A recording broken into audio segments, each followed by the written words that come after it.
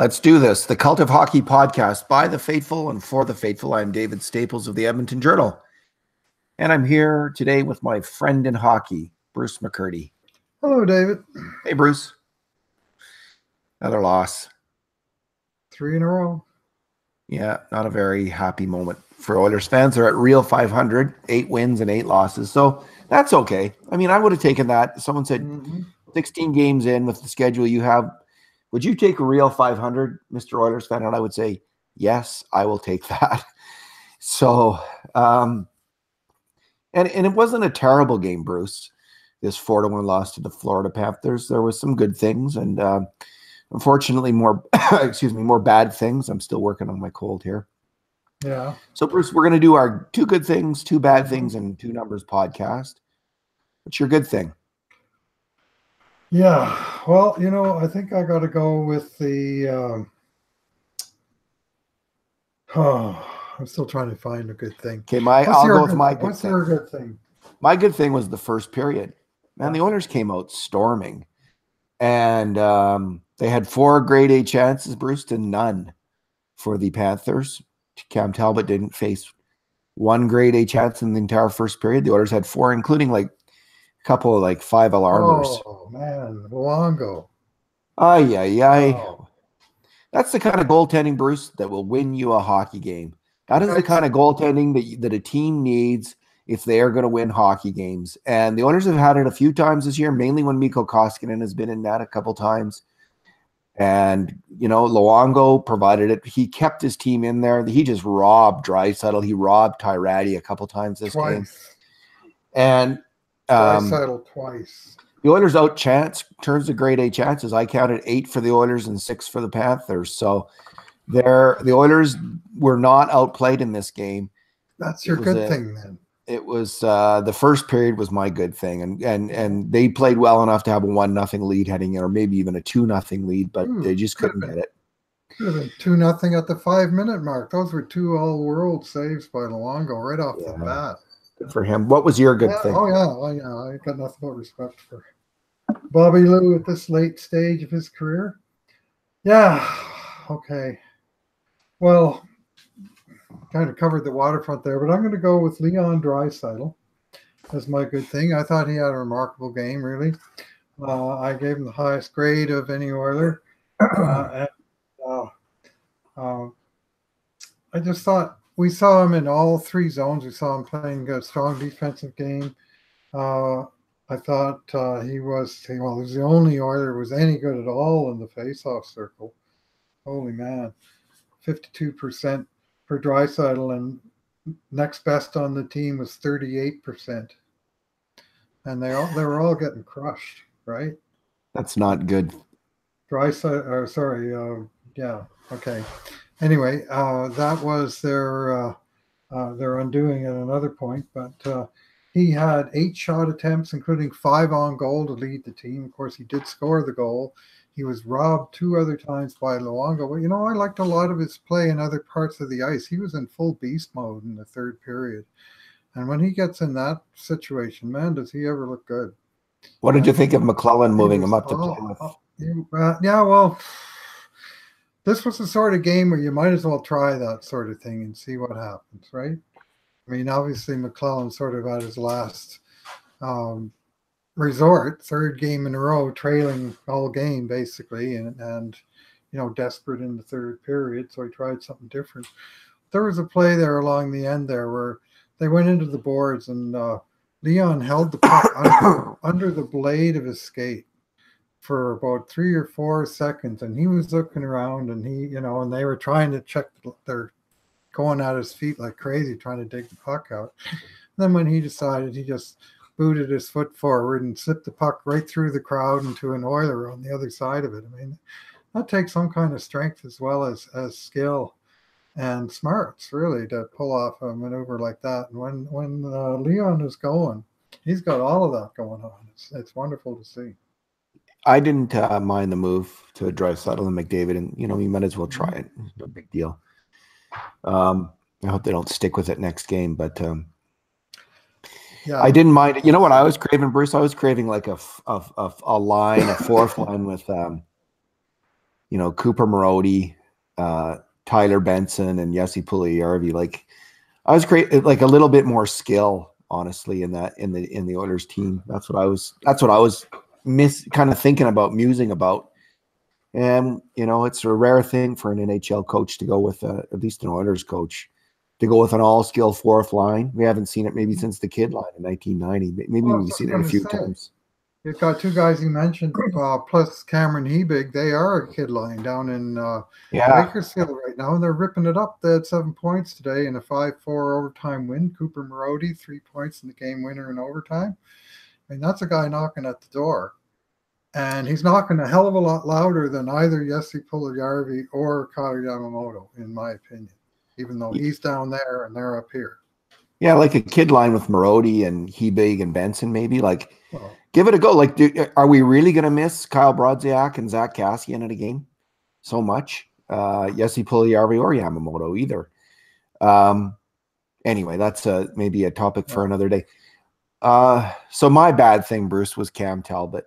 And I know that he didn't let in any stinkers necessarily, but man, you got to make a save for this team. You got to, Bruce.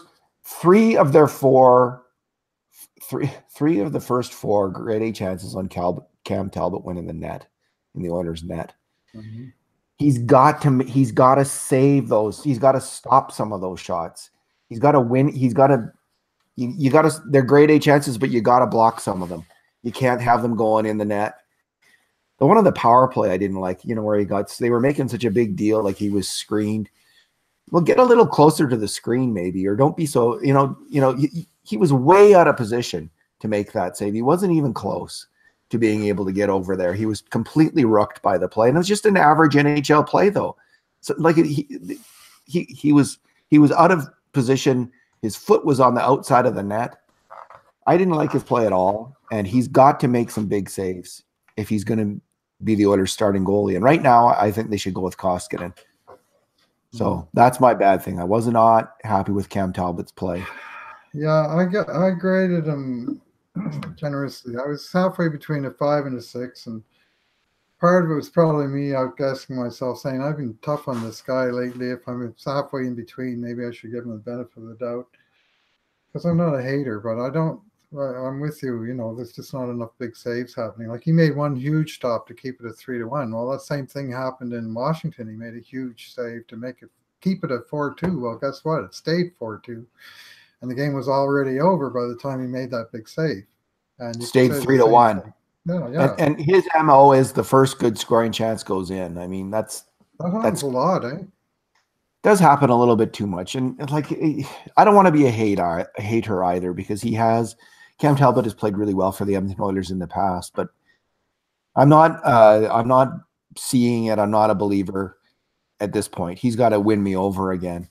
And it's not like he's letting in terrible goals. It's not like a ton of B chances or C chances are getting in, but you got to stop those A chances or your team is not going to win. You got to stop 3 out of 4 of them at least, and not let 3 out of 4 of them in. Yeah. So where are we? Is it your bad thing now? Yeah, my bad thing. This is a cumulative bad thing, but this is the third game in a row. The same thing has happened, where the Oilers lost a defensive zone faceoff, and within 10 seconds or so, the puck was in the back of their net. Now, you can tell me, how often does that happen over the course of the year, that a face-off loss leads directly to a goal? Not that often. It's certainly not an every game thing or anywhere close. Oh, it's really rare. It's one of the most, except on the power play and shorthanded, where the face-offs are really big. Face-offs at even strength are a bit overrated in terms of leading to goals. They're completely overrated. So, yeah, three in a row, that's very rare. It's more like 1 in 5 games. Pretty sure these were all at even strength. The first game, it was Nugent Hopkins, and he even got the opposition center got kicked out, so he was going up against their number 2 guy, lost that draw, and it wound up in the net. And last game it was McDavid, and tonight it took a few seconds, but it was Strome who had a weak game in my estimation, and he lost. Actually, he almost sawed it off, but you know what happened, and this is big part of the problem, is that the wingers were no help to him. They didn't go in to give the support off of the face-off. And I mean, Lucic, he skated right past everything and out to the point. And then he circled all the way over to the other wing chasing the puck, but he never did get near the puck carrier or cut out any passes. And in the meantime, I mean, if he skated through the dot, he would have had the puck because it was there. So, you know, a little support would be nice, but the whole structure, like the team defensive zone play, collapsed immediately after the face-off loss. And there were guys like Lucic, but Strome, like they were all over the place. Yeah, Strome lost his man, and bad things happened. And I mean, that's the kind of thing. I'm sorry. After 3 games in a row, that's on the coach. Like if they're not working on that tomorrow and Saturday in practice, and a big time on Saturday, I would suggest with the next game Sunday, because that's just gifting goals when you have a defensive breakdown and the other team wins a face-off and makes 2 or 3 passes and bang, it's in your net. It just can't happen on a regular basis, and it has been. So my number, Bruce, is 73.6, and that is the Oilers' clearance rate on the penalty kill right now. They're 27th overall in the NHL, so they have one of the worst penalty kills in the NHL, which is what they had most of last year. It came on at the end.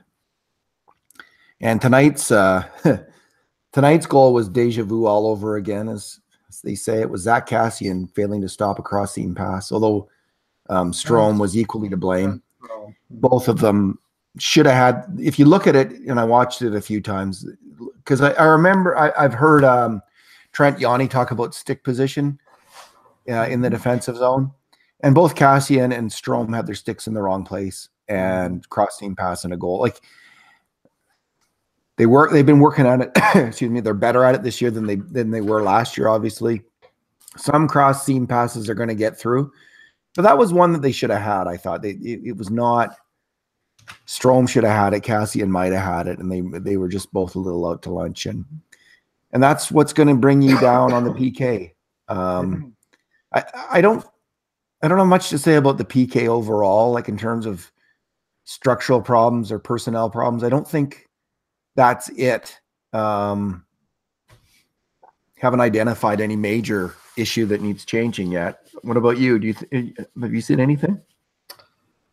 Well, those cross-seam passes, but this is hardly the first year that's been a problem.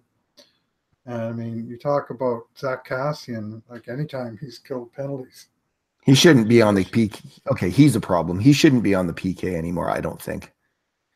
I'm not a believer in Zach Kassian on the PK after last year, and play like that doesn't encourage come naturally to him. He doesn't seem to occupy the lanes. Like he almost never blocks shots. And you know, that can be a choice thing or it can just be a positioning thing. And I don't think that he lacks gumption or anything like that. Like that's not the issue. He just isn't in the right place, and the shooter can shoot around him. Because I mean, he's got and that's one stat that they do keep. Every time somebody blocks a shot, it means they were in the lane, right? Yeah, here's my hot take of the day, Bruce. Milan Lucic on the PK. Matt Hendricks. Well, I like that on defense. I heard somebody on the talk radio today talking about moving Lucic to defense. Oh God! Oh my God! Okay, it was a text to one of the here's my thought: if Matt Hendricks can do it, he can do it, and he's got to earn his money somehow, and he might as well do it doing the grunt work. So try him out. He can't be worse than Zach Kassian. I'll tell you, he will not be worse than Zach Kassian on the PK, and he might be better because I think I think Lucic is a smart player. And a lot of the PK work is about being smart and diligent. So anyway, we'll leave it at that. Bruce, speed is less of an issue on the PK, like being in the right place. And that's especially true if you got a slow D-man. He tends to see a lot of PK work because that's where he can just play his position properly and not have to rely on foot speed. And worth a shot. What's your number? Well, yeah, I'm going to go back to the one I alluded to earlier, face-offs. I mean, I alluded to him on Draisaitl and on the good thing and the bad thing, but here you go. Strome, 4 out of 13, 31%. Brodziak, 5 out of 14, 36%. Guy brought in here because of faceoffs. Draisaitl, the one exception, 11 for 21, 52%. Nuge, 3 for 8, 38%. McDavid, 1 for 9, 11%, after going 2 for 12 in the last game. And you spend too much time chasing the puck. I mean, I know that a lot of the analytics folks have generally concluded faceoffs are overrated, but I still rate them. Like maybe overrate them, but I rate them. I mean, it's a possession, and it's the one possession battle that they actually keep track of. And it doesn't always square up with everything else that happens in the game. But the Oilers are chasing the puck, and tonight again it cost them a goal off the faceoff. So it gets to be a sore point when they start hitting you on the scoreboard. Indeed. Well, if Broadjay can't win a faceoff, sit him down. Like call up Marody and Hebig, and let's see them go on the fourth line. That might bring some life to this team. That's my recipe for it. And Lucic on the PK. But I'd rather, if I had one pick for a lineup change, it would be Hebig and Marody in the lineup next game. Let's see what they can do on the fourth line. Have a kid line for your fourth line. Pick Yamamoto, Puljujärvi, put him out there with them, and let those guys roll. Let's see what happens. Well, the fourth line that they have been putting out there, I mean, tonight was a fairly typical night for them, and they got outshot 6-2 while they were out on the game. So our fourth line has outplayed the other team's fourth line, Bruce. Maybe 3 or 4 games. Maybe they played them even a couple times, and the rest they've been outplayed. Like serious. That's how I see it. Seriously, and I'm not. Why? You have other options. You got some young guys. Bring them up. Let's see what happens. Marody looked great. Yeah, he did. In the 2 games he played, he looked excellent. So he lost his job because of injury. A lot of puck battles. And in the meantime, I mean, Brodziak, I'm rooting for him hard. I mean, he's an old-time Oiler, and it's nice to see him back, St. Paul boy. But, his game hasn't been good. And if you look at his results, last time I looked, he was on the ice for 4 goals, 4-11 against. I mean, your fourth line can't be getting lit up for that many goals. And that's even strength. That's not including on the penalty kill where he's also had his issues. So add it all up, and that 2-goal game was nice, but it's not enough. That is headache time, and it's not just a sinus headache. All right, Bruce, let's leave it there. Thanks for talking, man. Yeah, thanks for listening, everyone. They're going to turn this around. This schedule is brutal. That really should have been my bad thing. It's how brutal. Like they played 10 road games before anyone else, including a trip to Europe. You got to kick those excuses out from under them. They can't. It's not an excuse, David. This is an actual reason. The boys had no gas in the tank. All right. And, I mean, they've flown all over, not just this continent, but overseas. I mean, it's time, and it'll come back. But I think they're at a schedule deficit that they're certain to regain, and I'm sure that they're going to kick out of this little slide. But I think it's largely explained by just the difficulty of the sched. All right. And in the meantime, and in between times, this has been another edition of the Cult of Hockey podcast.